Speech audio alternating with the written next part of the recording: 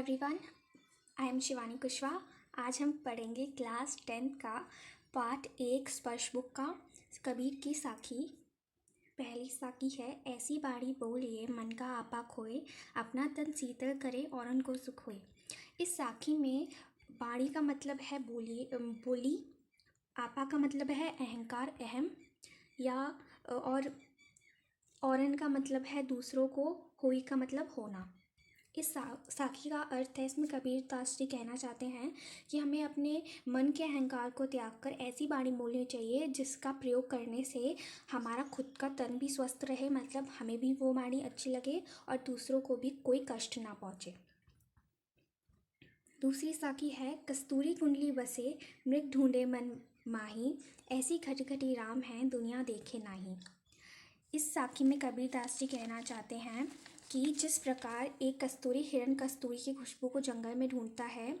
कस्तूरी देखिए एक हिरण है जिसकी नाभि में बहुत अच्छी खुशबू आती है और वो उस खुशबू को ढूंढने के चक्कर में पूरा वन घूम लेता है, लेकिन उसे खुशबू कहीं मिलती नहीं है क्योंकि उसी के नाभि से वो खुशबू आ रही होती है। वो खुद में नहीं देखता है, पूरे जंगल को ढूंढता रहता है। उसी प्रकार कबीर दास जी कहते हैं कि ऐसे ही हम लोग हैं, वो हम मंदिरों में जाते रहते हैं, लेकिन हमें अपने खुद के अंदर राम को देखना चाहिए। मतलब ऐसी घटी घटी राम है, मतलब कण कण में राम बसे हुए हैं और दुनिया उसे देखती ही नहीं है कि हमारे अंदर ही राम है। उसी प्रकार जो कस्तूरी हिरण है वो पूरे जंगल में उस खुशबू को पाने के लिए घूमता रहता है। जब मैं था तब हरि नहीं, जब हरि है तब मैं नाही, सब अंधियारा मिट गया जब दीपक देखा माही। इसमें मैं का मतलब अहंकार है, हरि का मतलब परमेश्वर है और अंधियारा का मतलब अंधकार है। इस साखी में कबीर जी कहना चाहते हैं कि जब इस हृदय में मैं था, मतलब अहंकार था, तब इसमें परमेश्वर का वास नहीं था, और जैसे ही अहंकार चला गया तो एक परमेश्वर रूपी एक दिया था, मतलब एक दिया मुझे दीपक दिखा। जैसे कि अंधकार कमरे में किसी भी कमरे में अंधेरा है और आप जब दीपक जला देते हैं तो उसमें उजाला हो जाता है, वैसे ही जब मेरे अंदर का अहंकार मिट गया तो मेरे हृदय में भी उजाला हो गया और मेरा अहंकार मिट गया। दूसरा है, सुखिया सब संसार है, खाए अरु रोए खाए अरु सोवे, दुखिया दास कबीर है जागे अरु रोवे। इस साखी से कबीर जी हमें कहना चाहते हैं कि संसार के लोग हैं वो सुखी हैं। कैसे?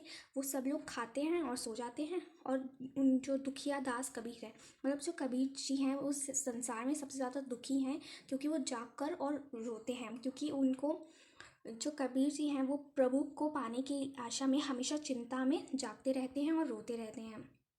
इस साखी से कबीर जी कहना चाहते हैं कि संसार के लोग अज्ञान रूपी अंधकार में डूबे हुए हैं और अपनी मृत्यु के आदि सभी से अनजान है, अपनी मृत्यु से भी अनजान है, इसलिए वो खाते हैं और सो जाते हैं। लेकिन इसे सब देखकर जो कबीर हैं वो दुखी हैं और वो रो रहे हैं कि वो प्रभु के पाने की आशा में हमेशा चिंतित रहते हैं और वो जागते रहते हैं। बिरह भुवंगम तन बसे, मंत्र न लागे कोई, राम वियोगी ना जीवे, जीवे तो बौरा हुई। इसमें विरह का मतलब है इसमें बिछड़ने का गम, भुवंगम का मतलब है सांप, और कहाँ गया, बौरा का मतलब है पागल। इस साखी से कबीर दास जी कहना चाहते हैं कि जब मनुष्य के मन में अपनों को बिछड़ने का गम सांप बनकर लौटने लगता है और उस पर कोई मंत्र काम नहीं करता, तो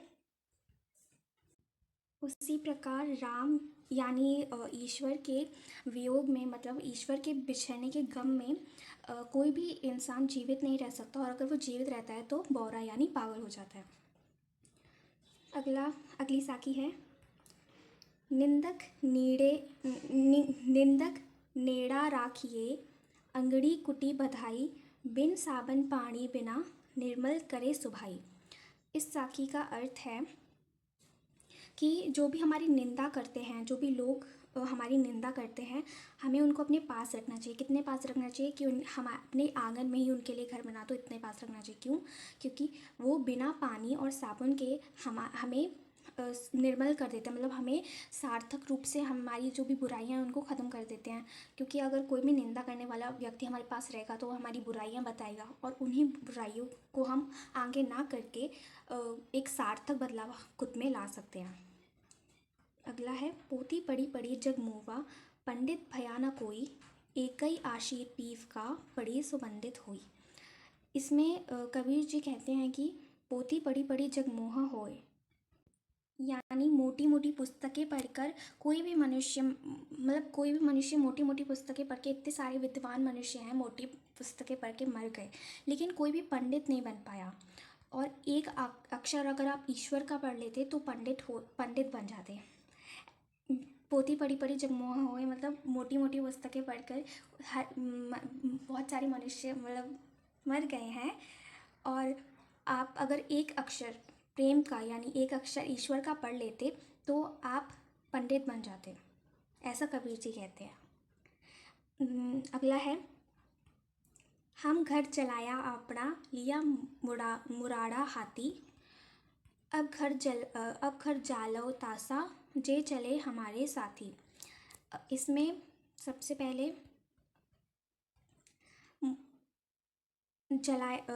जलाया का मतलब जलाया है, उसके बाद मुराड़ा का मतलब है जलती हुई लकड़ी, और जालो का मतलब है जलाओ। ठीक है, इसका अर्थ है, कबीर जी कहते हैं कि उन्होंने अपने हाथों से अपना घर जला दिया है। घर जला दिया मतलब रियल वाला घर नहीं जलाया, मतलब अपने अंदर जो अहंकार है उसे ख़त्म कर दिया है। अपना घर जला दिया मतलब अहंकार ख़त्म कर दिया है, और उसी अहंकार से उसी अहंकार को ख़त्म करने से उन्हें ज्ञान की प्राप्ति हुई है। अब उन्होंने ज्ञान प्राप्त कर लिया है, अब वो उनका भी घर जलाएंगे जो उनके साथ उस ज्ञान को प्राप्त करना चाहते हैं, उनका भी घर चलाएंगे। इसमें लिखा है कि अब घर चलाओ तासा तो चले हमारे साथ, मतलब जो भी उन कबीर जी के साथ चलेगा वो उनको भी ज्ञान बांटकर उनका भी अहंकार ख़त्म करना चाहते हैं, उनके भी जो भी अहंकार है उसे ख़त्म करना चाहते हैं और अपने साथ चलाना चाहते हैं। यहाँ पे हमारी साखी ख़त्म होती है। Thank you.